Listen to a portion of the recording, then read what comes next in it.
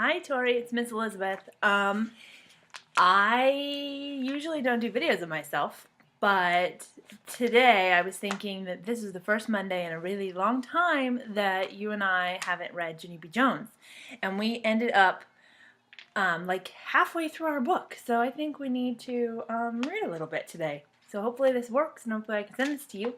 And I saw that posting from Debbie Ryan, I think that's her name, the Jessie girl. That is so cool. That is so cool. All right, so I think we should read a little bit. Just tradition.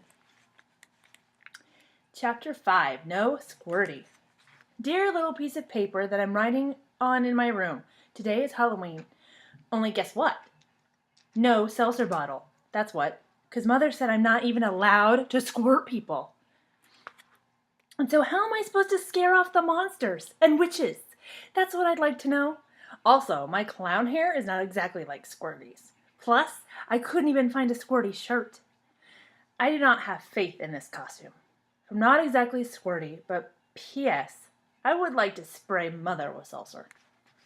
I stopped writing and looked at my clock. It was already after dinner. Mother was in Ollie's room. She was dressing him in his Halloween costume. I crawled under my covers with Philip, Johnny, Bob, and I worried about my costume some more. I still don't know why I can't squirt monsters with seltzer, I said. Me either, Philip said. Squirting seltzer would scare their pants off. Just then, we heard a knock on the door. I did not say come in, but Mother came in anyway. That is a bad habit of hers. I peeked my eyes out of the covers. Mother was holding baby Ollie. He was wearing a cow suit. My Grandma Miller made it for him for Halloween. Mother put Ollie on the floor. Moo, he said. I made the cuckoo sign at him. Come on, Junie B, let's go, said Mother. Without Daddy here to help, I'm running behind. We have to hurry and get you dressed. Grandma and Grandpa Miller are coming over to take pictures. After that, I got my bag of clown parts, and she spread them on the bed. There was a red clown nose, and curly clown hair, and big, fat clown pants with spenders.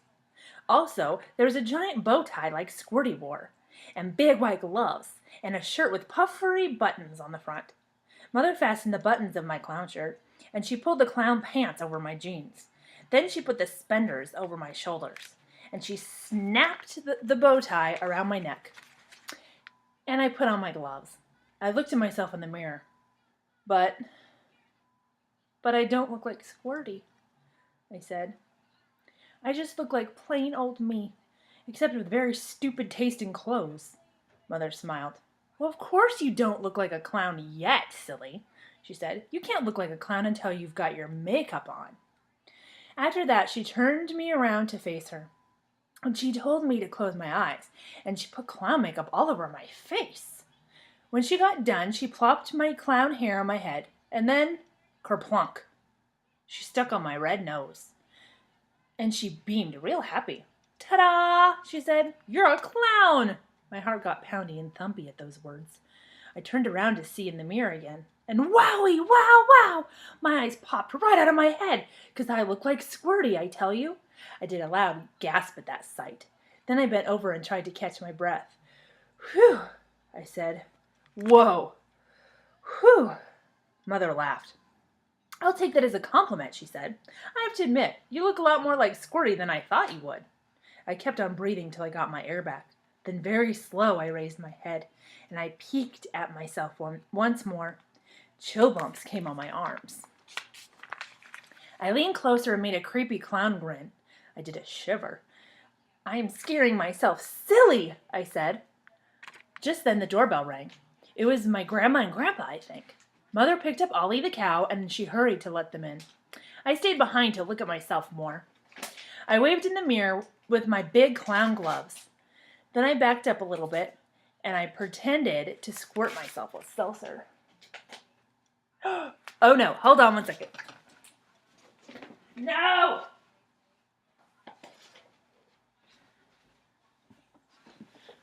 My cat was eating something really important. Now back to our story. Where were we?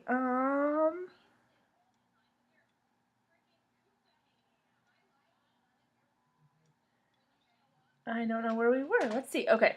I waved in the mirror with my big clown glove. Then I backed up a little bit and I pretended to squirt myself with seltzer. Squirt! I said. Squirt, squirt, squirt! Very fast I spun around and squirted my Raggedy Ann named Ruth, and my Raggedy Andy named Larry, and my Teddy named Teddy. Squirt, squirt, squirt! I said again. Finally, I put down my pretend squirt bottle and I sat on the edge of the bed. Darn it, I said. I wish I had a real squirt bottle, because if monsters aren't afraid of my clown face, then how else will I scare them away? I walked back and forth, very pacing. Just then I heard Grandma Miller's voice in the hall. She was giggling about Ollie in his cow suit, so I couldn't wait for her to see me too. All of a sudden I got a funny idea in my head. I did a sneaky smile in the mirror. Then, very quiet, I tiptoed out of my room and I creeped down the hall on softy clown feet. And then, ha! I sprang out at Grandma with all my might and I did my scariest scream. Ah! Ah! I screamed, ah! Grandma jumped way high in the air. Mother jumped too. I laughed and laughed at that funny sight. Then I ran all around the room and I kept on screaming, ah! Ah! I'm a scary clown! I'm a scary clown! Just then, Grandpa Miller came through the front door. I ran at him very speedy, and I butted him in the stomach with my clown head. Then, whoa! Mother grabbed me by the back of my clown pants. For heaven's sake, Junie B., knock it off! She yelled. I stopped screaming and I tapped on her very polite. Yeah, only I'm not actually Junie B., I explained. I'm Screamy Clown. I stood there a second, then my whole face lit up. Hey, hold it! That's a good name for me, Mother. I clapped real excited. If I can't be Squirty, I can be Screamy, I said. I can be Screamy the Clown. After that, I ran to get my Halloween bag, and I laughed some more. 'Cause Screamy the Clown can scare the pants off of people, I bet. Even without seltzer. All right, my dear. I think maybe I should read this another time, but hopefully you guys are having a great time in Puyallup, and know that Sarah and I miss you, and I miss reading Junie B to you, but we'll still make it work. Bye.